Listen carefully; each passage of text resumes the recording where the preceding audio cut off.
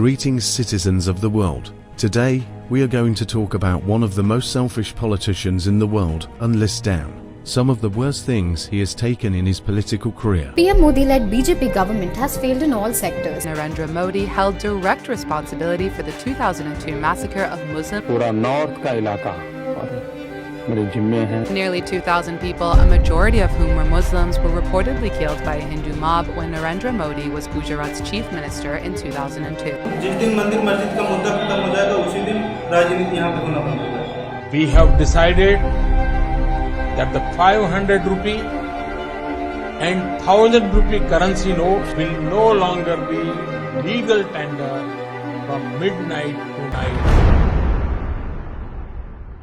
First comes the Gujarat riots in 2002, in which he allowed multiple Hindu mobs to attack on innocent Muslims in Gujarat.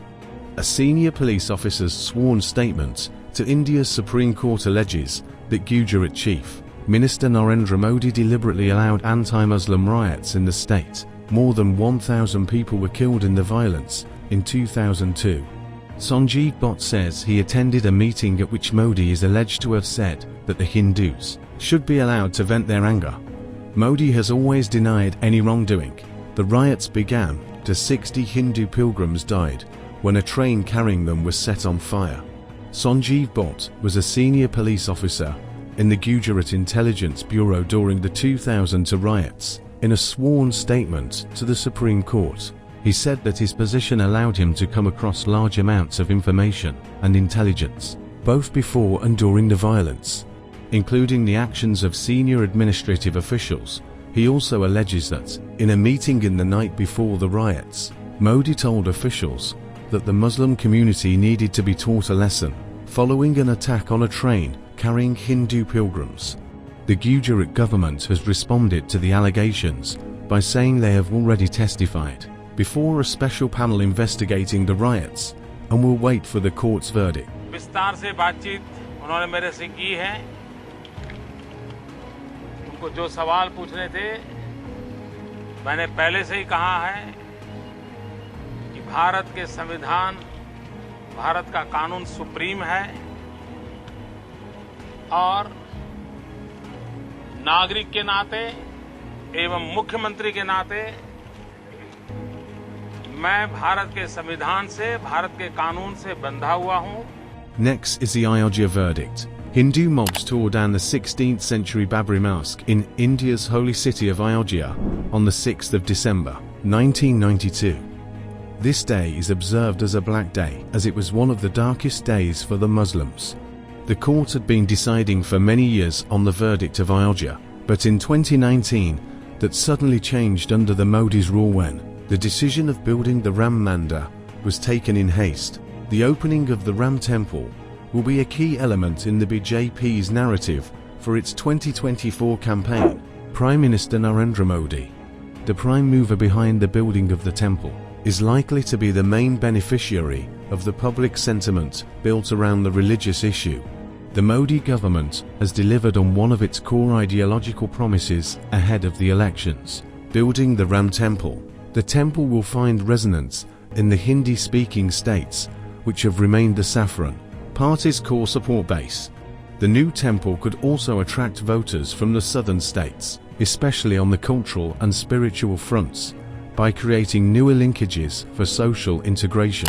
Next up is the sudden implementation of the Article 370. India's BJP-led government is hailing its decision to strip the state of Jammu and Kashmir of autonomy after 7 decades, characterizing it as the correction of a historical blunder.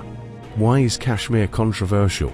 Kashmir is a Himalayan region that both India and Pakistan say is fully theirs. The area was once a princely state called Jammu and Kashmir, but it joined India in 1947 soon after the subcontinent was divided up at the end of British rule. India and Pakistan subsequently went to war over it, and each came to control different parts of the state of Jammu and Kashmir for 30 years due to a separatist insurgency against Indian rule. What's happened now? In the first few days of August 2019, there were signs of something afoot in Kashmir. Tens of thousands of additional Indian troops were deployed. The government then stunned everyone by saying it was revoking nearly all of Article 370, which 35A is part of, and which has been the basis of Kashmir's complex relationship with India for some 70 years. According to this article, Kashmir will no longer have a separate constitution, but will have to abide by the Indian constitution, much like any other state. All Indian laws will be automatically applicable to Kashmiris, and people from outside the state will be able to buy property there. Security forces in Indian-administered Kashmir have been accused of carrying out beatings and torture in the wake of the government's decision to strip the region of its autonomy. Tens of thousands of extra troops have been deployed to the region, and about 3,000 people, including political leaders, business people and activists, are reported to have been detained. Many have been moved to prisons outside the state. The authorities say these actions are preemptive and designed to maintain law and order in the region, which was India's only Muslim majority state, but is now being divided into two federally run territories in one village. Residents said that the army went from house to house just hours after India announced the controversial decision that appended a decades-old arrangement between Delhi and Kashmir. A report released by two prominent Kashmiri human rights organizations documented hundreds of alleged cases of human rights violations in Kashmir over the past 3 decades. The UN Commission on Human Rights had also called for setting up a commission of inquiry, COI, to conduct a comprehensive, independent international investigation into allegations of human rights violations in Kashmir. It had released a 49-page report on alleged excesses by security forces in the region. India rejected the allegations. Everything I have said so far are not any conspiracies. These are the articles taken from legitimate sources like BBC. I have also pasted the link of the sources in the description box below. That is it for today. See you in the next video.